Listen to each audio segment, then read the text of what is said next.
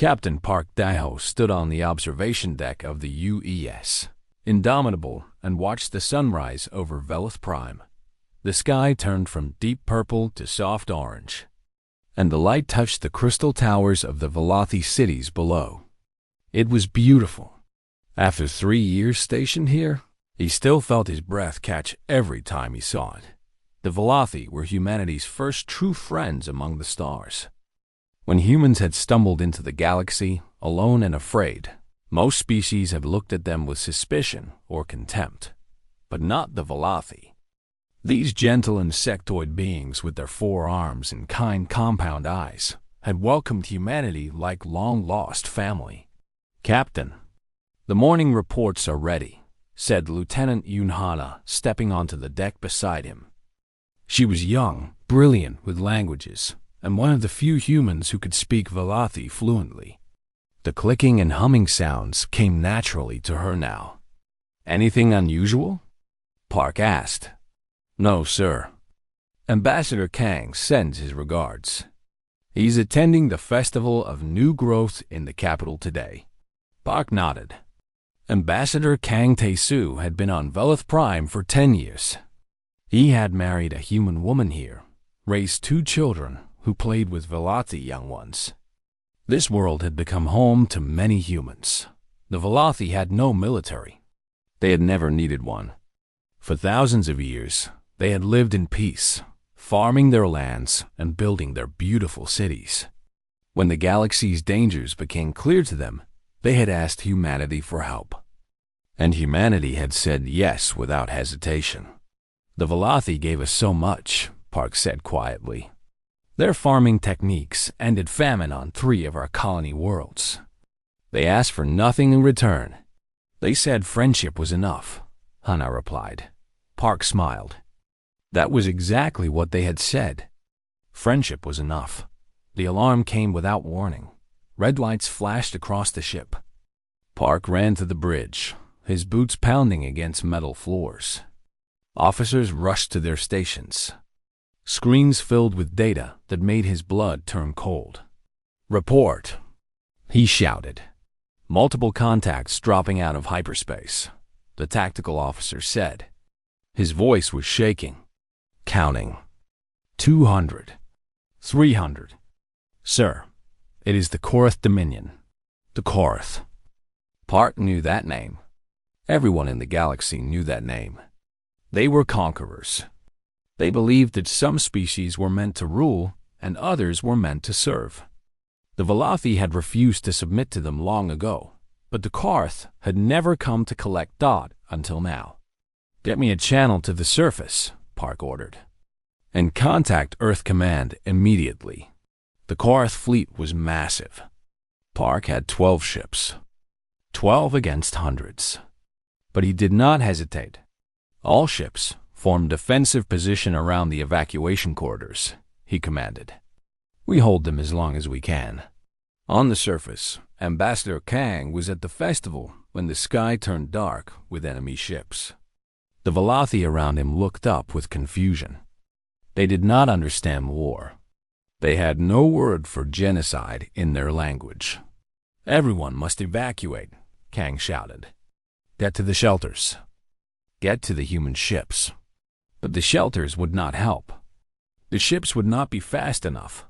The Korath did not come to conquer Velith Prime. They came to erase it. "Lieutenant." Yoon translated the transmissions coming from the surface. Her hands were shaking. Tears ran down her face. "They are deploying something," she said. "Some kind of biological weapon. It is designed specifically for Velothi biology. Captain, it is killing them. It is killing all of them." Park watched his tactical display. His ships were fighting hard, destroying Korath vessels whenever they could. But for every enemy ship that fell, 2 more took its place.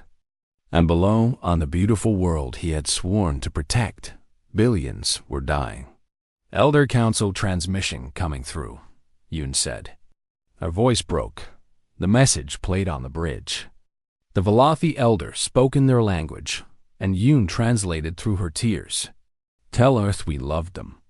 Tell Earth we are sorry we could not stay. Tell them to remember us. Remember that we were here.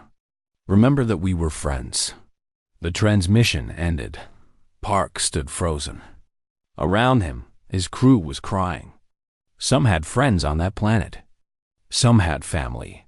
All of them had memories of Velothi kindness.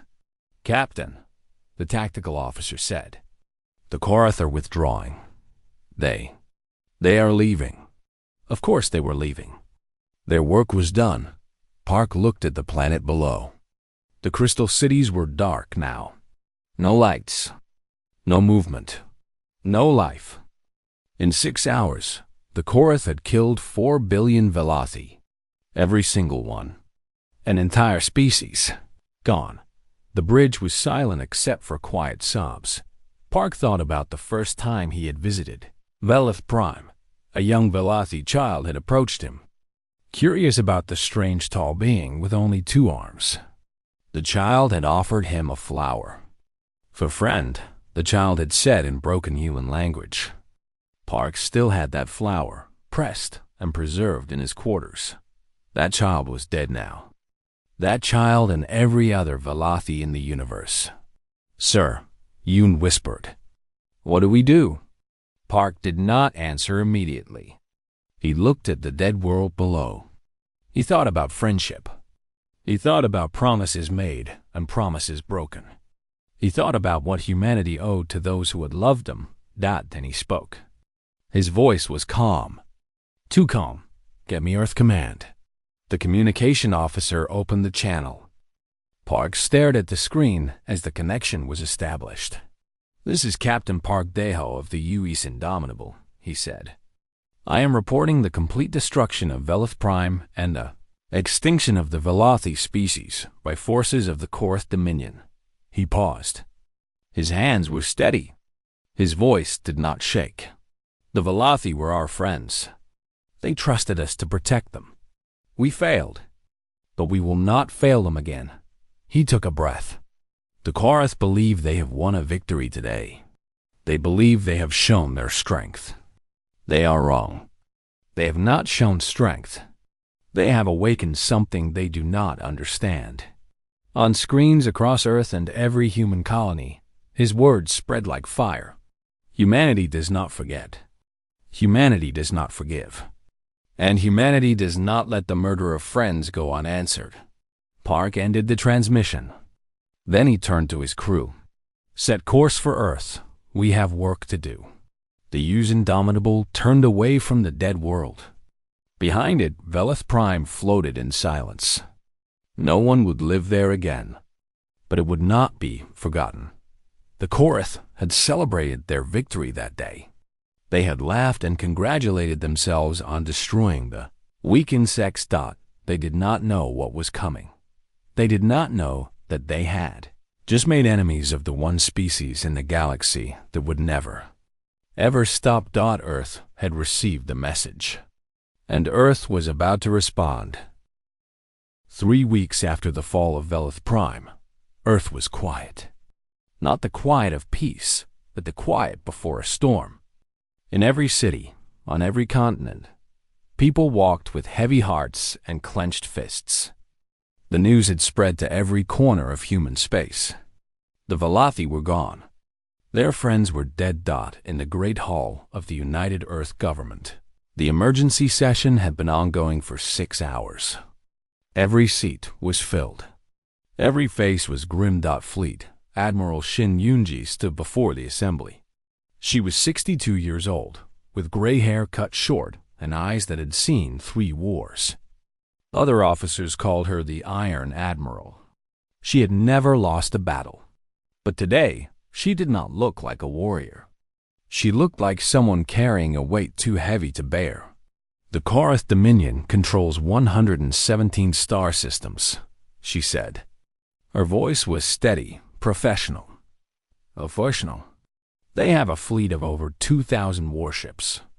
Their technology is comparable to ours in most areas and superior in some." President Cho Hyun-woo sat at the center of the council table. He was a calm man, known for careful thinking and measured words.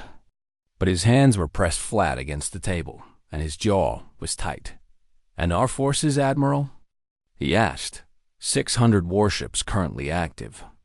Another 200 in reserve or under construction. The numbers hung in the air. 3-1. The Korath outgunned humanity 3-1.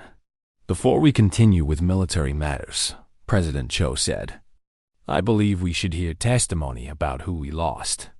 Dr. Baek Soo-min has asked to speak." A woman rose from the visitor section.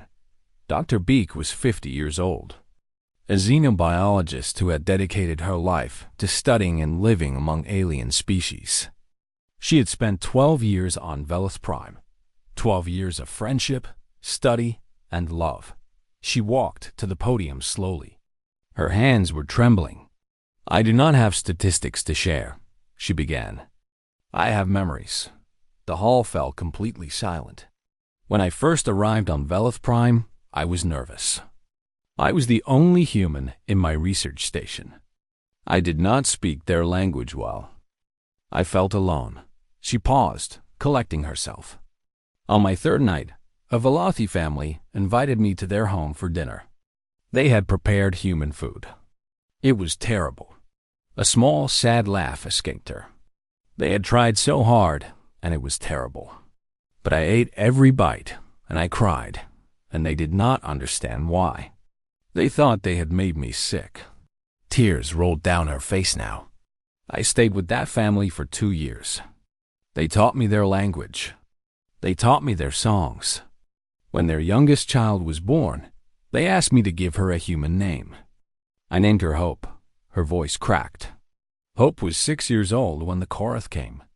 She loved to dance. She wanted to visit Earth someday and see the ocean. Dr. Baek could not continue. She stood at the podium, shaking, as the weight of loss crushed her. President Cho rose from his seat. He walked to her and gently guided her back to her chair. No one spoke. No one needed to. When the president returned to his position, his composure was gone. His eyes were wet. "The Korath Dominion has sent us a message," he said. "They offer us a choice. Accept their oversight and continue to exist. Refuse and share the fate of the Velothi." A murmur went through the hall. General No Jae-sung, head of Earth's ground forces, stood up. "What exactly does oversight mean?" he demanded. "Submission," Admiral Shin replied. "Tribute. Control of our expansion. Limitations on our military. We would exist, but we would not be free. And if we refuse?" Admiral Shin looked at him directly. "Then they will try to kill us all, just as they killed the Velothi." The hall erupted in voices. Some called for immediate war. Others warned of the impossible odds. Arguments flew back and forth. President Cho raised his hand. Silence returned. "I have heard the numbers," he said slowly. "I have heard the risks. Now I want to hear something else. Admiral Shin, I need you to answer one question honestly." "Of course, sir. Can we win?" Admiral Shin was quiet for a long moment. Every person in the hall held their breath. "The Korath believe this is about victory and defeat," she finally said. "They believe war is a calculation of ships and weapons and territory. They measure strength in numbers." She straightened her back. "They do not understand what they have awakened. They killed our friends. They murdered beings who trusted us, who loved us, who asked only for our protection. And they expect us to calculate the odds and surrender." Her voice grew harder. "Sir, I cannot promise you victory. But I can promise you this: we will never stop. We will never surrender. We will make them pay for every Velothi life with everything we have. And even if we fall, we will fall fighting. Because that is who we are. That is what humanity does when someone hurts the people we love." The hall was silent. President Cho nodded slowly. He looked around at the assembled leaders of humanity. "We will now vote," he said. "The question is simple. Do we accept Korath terms, or do we go to war?" One by one, every representative voted. Not a single voice called for surrender. Not a single voice called for surrender. The decision was unanimous. Total war. No terms. No negotiation. President Cho stood. Send our response to the Korath Dominion, he ordered. Tell them this. Humanity does not submit. Humanity does not forget. And humanity will answer for the Velothi. As the session ended, Admiral Shin remained at the podium. General No approached her. You know the odds as well as I do, he said quietly. 3-1. Maybe worse. I know. So what is the plan? Admiral Shin pulled out a data tablet. On it was a single phrase, Operation Reckoning. We do what humans have always done when facing impossible odds, she said. We changed the rules of the game. How? She looked at him with eyes that held no doubt. The Korath think they are fighting a military. They are wrong. They are fighting a species that will sacrifice everything for the people they love. They are fighting 6 billion humans who just lost 4 billion friends. She turned toward the exit. Begin full mobilization. Every factory, every shipyard, every person who can hold a weapon or build a ship or write code. We have 6 months before we are ready. Use every second. General No watched her go. Then he looked at the empty podium where Dr. Beak had stood and cried, 6 months. In 6 months, humanity would go to war. Not for territory, not for resources, not for power, for friendship, for memory, for a promise made to gentle beings who had asked only to be friends. The Korath had no idea what was coming. They thought they had one. They thought humanity would count the numbers and accept reality. They did not understand that some things matter more than numbers. Some things matter more than survival. The Velothi had believed in humanity. They had trusted humanity with their lives. Humanity would not let that trust die unanswered. 6 months passed, and human space transformed into something the galaxy had never seen before. In the shipyards of Mars, workers ran 3 shifts around the clock. Cargo ships became warships. Factories that once made consumer goods now produced weapons and armor. On Earth, recruitment centers could not process volunteers fast enough. People left their jobs, their homes, their comfortable lives, all to answer the same call. Commander Ogi-1 stood on the bridge of her stealth ship, the Silent Blade, and watched her squadron move through the darkness of space. The Ghost Fleet, they called themselves. 12 ships designed to appear on no sensors, to strike without warning, to vanish before the enemy could respond. Target acquired, her tactical officer reported. Korath supply convoy. 14 cargo ships. 2 escort vessels. Oh, nodded. This was their 17th raid in 2 months. The Korath supply lines were bleeding. Weapons ready. Strike on my mark. The Ghost Fleet moved like shadows. The Korath escorts never saw them coming. Within minutes, the convoy was destroyed, and the Ghost Fleet had disappeared back into the void, far away. In a secret facility on Earth's moon, engineer Kuman Mi-Ray worked on something that would change the war. She was 35 years old, a genius in weapons design who had spent years building tools for exploration and construction.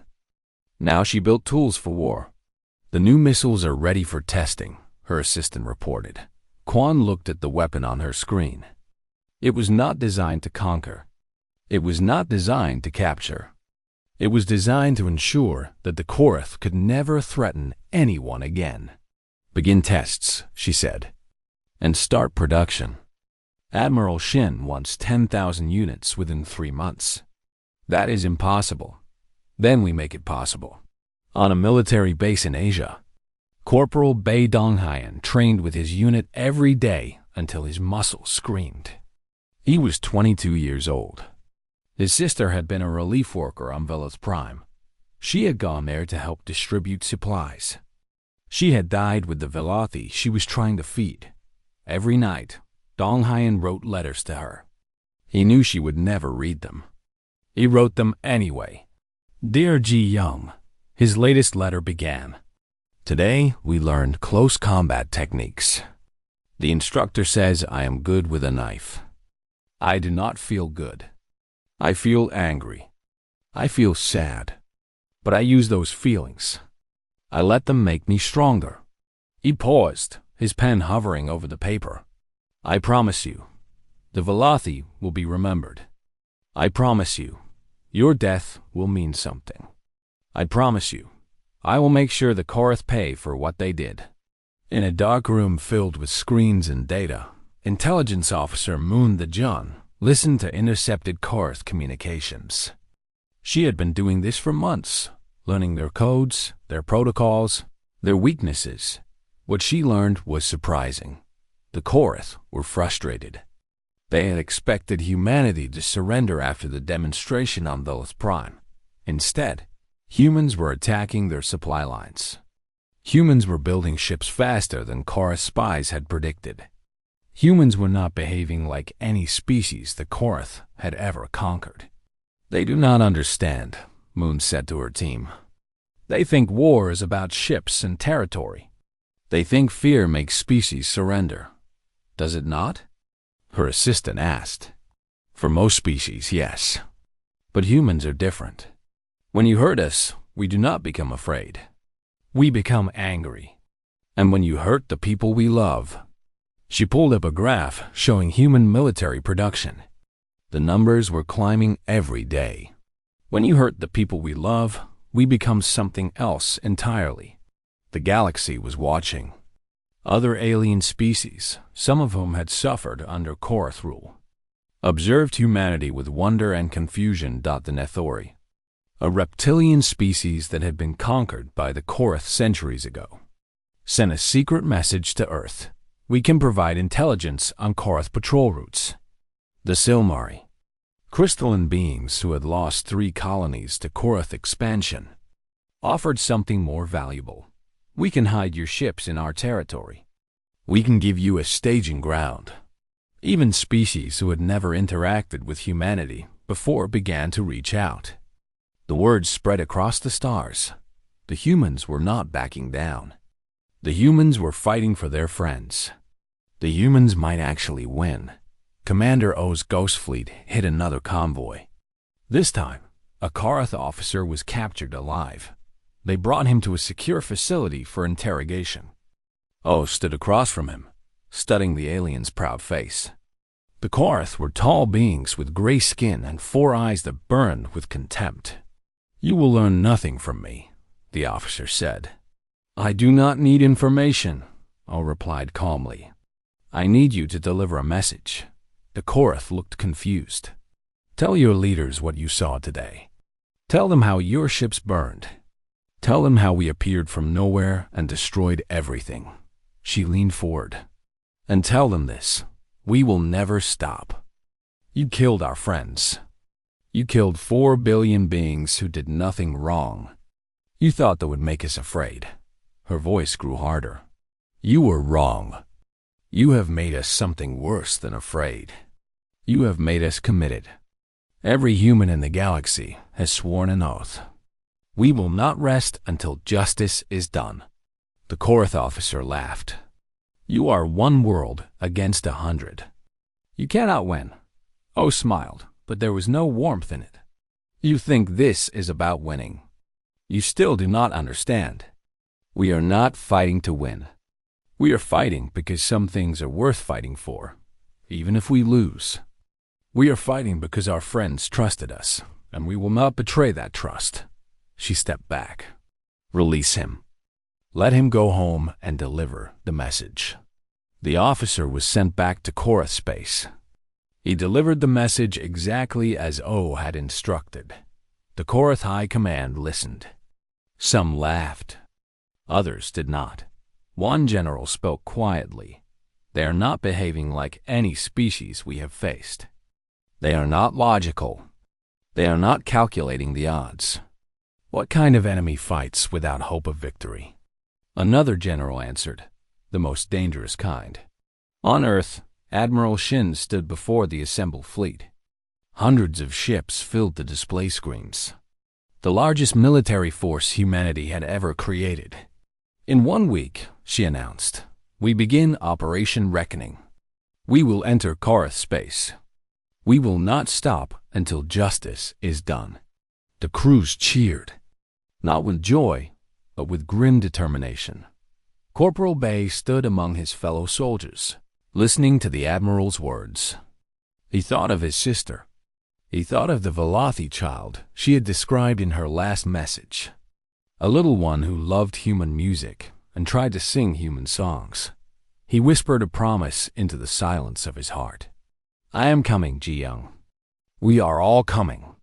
The Velothi will be remembered. And the Korath will learn what happens when you hurt humanity's friends." The fleet prepared to move. The war was about to truly begin. The human fleet entered Korath space like a storm that had been building for months. Admiral Shin Yunji stood on the bridge of her flagship, the UE's Remembrance, and watched the stars blur as hundreds of ships jumped through hyperspace together. "All vessels report ready," her tactical officer announced. "Good. First target, Thornax shipyards. That is where they build their warships. We take it out, and we cripple their ability to replace losses." Captain Park Daiho commanded the assault carrier UE's Velith's Memory. The name had been chosen by his crew. Every member had voted. They wanted to carry their friend's memory into battle. "Launch all fighters," Park ordered. "Tell them to make the Velothi proud." Pilot Sergeant Han Yura climbed into her fighter's cockpit. She was 28 years old, small and quiet, but deadly in combat. Her call sign was Fury, earned in countless training exercises where she had destroyed every opponent. On the side of her fighter, painted in careful Velothi script, were 2 words: "We remember." "All fighters, this is Fury," she broadcast to her squadron. "Today we fight for those who cannot fight for themselves. Stay sharp. Stay focused. And when you fire your weapons, remember who you are firing for." The battle began. The Korath defenders at Thornax were not ready for what hit them. Human ships appeared from every direction, faster and more coordinated than anything the Korath had faced before. Engineer Kwan's new weapons tore through enemy shields like paper. Commander O's Ghost Fleet struck from the shadows, destroying command ships and breaking the Korath formation. But the Korath fought back hard. Han Yura pulled her fighter through a tight turn as enemy fire streaked past her. 2 Korath fighters were on her tail. She dove toward the surface of a nearby asteroid, waiting until the last second before pulling up. The Korath pilots were not as skilled. They crashed into the rock. 2 more down, she reported. Moving to support Sector 7. The battle raged for 6 hours. When it ended, the Thornax shipyards were burning. 12 massive construction platforms reduced to wreckage. Hundreds of Korath ships destroyed. But humanity had paid a price too. 47 ships lost. Thousands of lives. Admiral Shin received a casualty report in silence. Each name was a person. Each name was someone's child, someone's parent, someone's friend. "Send a list to Earth," she ordered. "Their families deserve to know immediately." "Yes, Admiral." The Korath are requesting communication. They want to discuss terms. Shin's expression did not change. "Connect them." A Korath commander appeared on screen. His gray face was marked with what looked like confusion and anger. "You have made your point," the commander said. "The Dominion is prepared to discuss a ceasefire. You may keep your worlds. We will even pay compensation for the incident at Velith Prime." "Incident." Shin repeated the words slowly. "You call the murder of 4 billion people an incident. War has casualties. Surely you understand. The Velothi were not casualties. They were not soldiers. They were farmers, teachers, children. They had no weapons. They had no military. They trusted us to protect them, and your dominion slaughtered them like they were nothing. Her voice grew colder. You had your chance for peace. You chose genocide. There will be no ceasefire. There will be no negotiation. There will only be justice. She cut the transmission. The fleet moved deeper into Korath space, on the surface of a Korath military world. Corporal Bei Donghayan advanced with his unit through smoking ruins. The ground forces had landed after the fleet destroyed orbital defenses. Now they were securing the planet. A sound came from a collapsed building. Donghayan raised his weapon, then stopped. A Korath child crawled out of the rubble. It was small, maybe 5 or 6 years old by human standards. Its 4 eyes were wide with fear.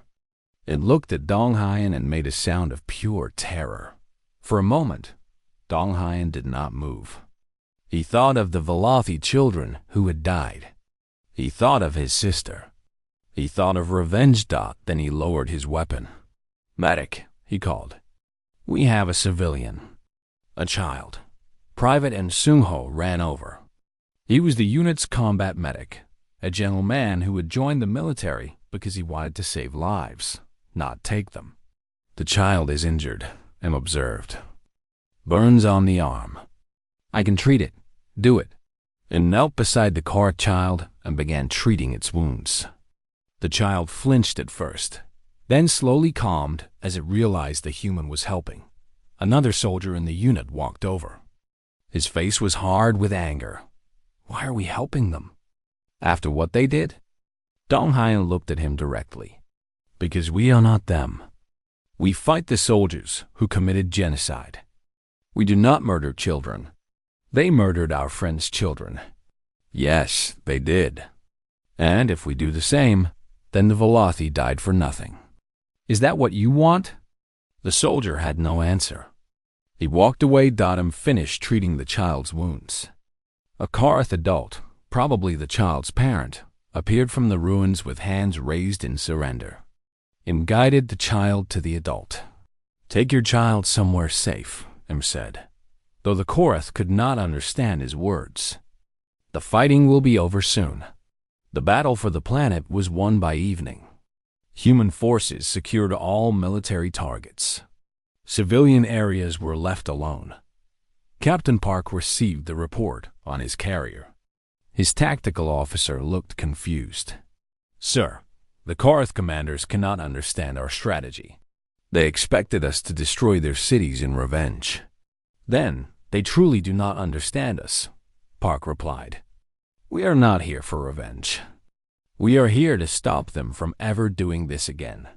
"What is the difference?" Park thought about the question. Revenge is about pain. Justice is about protection. We destroy their military so they cannot hurt anyone else. We leave their civilians alone because they are not responsible for what their leaders did.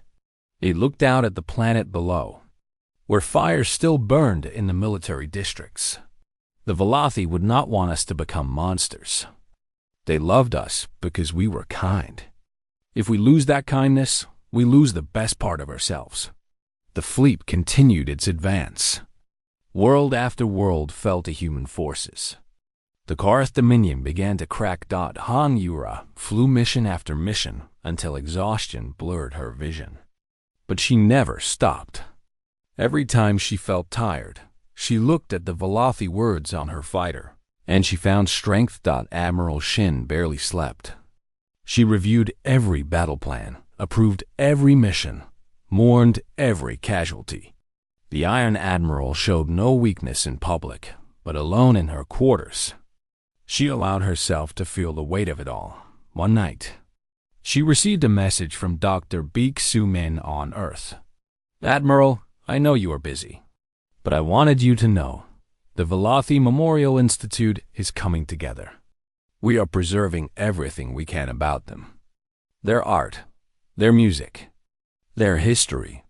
Thanks to what you and the fleet are doing, we will be able to honor them properly." Shin read the message 3 times. Then she wrote back a single line. "That is why we fight." The fleet approached Karth Prime, the heart of the Dominion, the world where the order to destroy the Velothi had been given. Admiral Shin looked at the display showing the enemy homeworld. "All ships, prepare for final approach. This ends now." The last battle was about to begin. The human fleet surrounded Karth Prime. Hundreds of warships formed a ring around the alien homeworld, their weapons charged and ready. Below, 10 billion Korath looked up at the sky and saw their doom. Admiral Shin Yunji stood on the bridge of the UE's Remembrance and studied the planet. It was beautiful in its own way. Blue oceans, green continents, cities that sparkled in the sunlight. "Admiral," her tactical officer said, "we have weapons lock on all major population centers. We can end this in minutes." Shin did not respond immediately. She thought about Veloth Prime. She thought about 4 billion gentle beings who had done nothing wrong, killed by the very weapons now aimed at this world. She thought about what the Velothi would want. "Open a channel to the planetary government," she ordered. Supreme Leader Vorthan appeared on the screen. He was old for a Karth, his gray skin wrinkled and his 4 eyes dim with age. But there was still pride in his posture. And fear. Real fear. "Human commander," Vorthan said. "You have won. Our fleets are destroyed. Our military is broken. Do what you came to do." "What do you think we came to do?" Shin asked. "The same thing we did to the Velothi. It is what any species would do. It is the way of the galaxy. The strong destroy the weak." Shin was quiet for a long moment. The entire bridge crew watched her. The entire galaxy watched through sensors and relayed communications. "Supreme Leader," she finally said, "you are wrong. That is not why we came." Vorthan looked confused. "Then why? Why fight this far? Why lose so many ships and soldiers? If not for revenge? We came to ensure you never do this again. We came for justice, not vengeance." She straightened her back. "Here are our terms. Complete and permanent disarmament of all Karth military forces. War crimes tribunals for every commander who participated in the Veloth genocide. Reparations to every species the Dominion has harmed over the centuries. And one thing more," Vorthan waited. "You will teach your children what you did. Every generation, for as long as your species exists, will learn about the Velothi. They will learn about the people you murdered. They will learn the truth, and they will carry that truth forever. And if we refuse?" Shin's expression did not change. "Then we will remove your ability to refuse. We will occupy your worlds. We will dismantle your government. We will take apart everything the Dominion has built until there is nothing left that can threaten anyone." She paused. "But we will not kill your civilians. We will not slaughter your children. We will not do what you did." Vorthan stared at her. In his 4 eyes, something shifted. Not just fear. Something like shame. "Why?" he asked, his voice barely a whisper. "We killed your friends. We deserve death. You deserve justice. Your leaders deserve punishment. But your children did not order the genocide. Your farmers did not fire the weapons. We did not punish the innocent for the crimes of the guilty." She took a step closer to the screen. "That is the difference between us. That is what you never understood. We are not strong because we can destroy. We are strong because we can choose not to destroy." Vorthan lowered his head. When he raised it again, his posture had changed. The pride was gone. "We accept your terms. All of them." The war was over. On Earth, the news spread within minutes. People gathered in streets and squares, but there were no celebrations. No cheering crowds. No victory parades. President Cho Hyun-woo addressed humanity from the same hall where the war had been declared. Today, The Korath Dominion has surrendered. Their military is destroyed. Their leaders will face justice. The threat they pose to the galaxy is over. He paused, his voice heavy. But I will not call this a victory. We have lost too much. The Velothi are still gone. 4 billion souls who will never return. We fought for them. We won for them. But we would give everything we gained to have them back. Across human space, people stood in silence. They lit candles. They held vigils. They wept. Corporal Bei Donghayan returned to Earth on a transport ship. He had been promoted twice during the war, but he did not care about rank. He cared about keeping his promise. He traveled to Veloth Prime alone. The planet was silent. The crystal cities still stood, but they were empty. No movement. No sound. No life. It had been declared a memorial world, protected by human ships. No one would ever live there again. Donghayan walked through the ruins of a small village. Grass had begun to grow through the streets. Nature was reclaiming what the Velothi had built. He found a small hill overlooking the village. He planted 2 flags at the top. A human flag. A Velothi flag, reconstructed from historical records. Then he sat down and cried. He cried for his sister. He cried for the Velothi children who never grew up. He cried for the weight of everything he had seen and done. When his tears were spent, he wrote his final letter. Dear Ji Young, the war is over.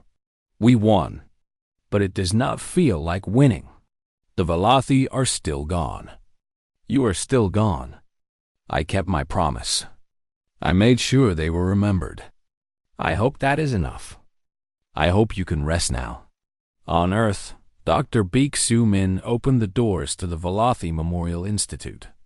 Thousands of people came on the first day. They walked through halls filled with Velothi art, Velothi music playing softly from speakers. Velothi words written on the walls. At the center of the institute was a garden. Real Velothi plants, grown from seeds that had been brought to Earth years ago. The only living trace of an entire civilization. Dr. Beek stood in that garden and watched visitors pass through. Children asked their parents about the strange, beautiful flowers. Adults read the stories written on displays. Everyone learned about the Velothi. Everyone would remember. Admiral Shin visited the institute alone, late at night when no one else was there. She walked through the empty halls, her footsteps echoing. She read the names on the memorial wall, all 4 billion of them scrolling endlessly on digital displays. She could not read them all. No one could. But they were all there. Every single Velothi who had ever lived. She reached the garden and stopped. In the center, surrounded by alien flowers, was a small statue. It showed a Velothi child offering a flower to a human. A recreation of a moment that had happened countless times during the years of friendship. Shin knelt beside the statue. Her iron composure finally cracked. Tears ran down her weathered face. We kept our promise, she whispered. We did not let them forget you. We did not become monsters. We stayed human. She touched a flower, its petals soft and strange. I hope that was enough. I hope, wherever you are, you know we loved you too.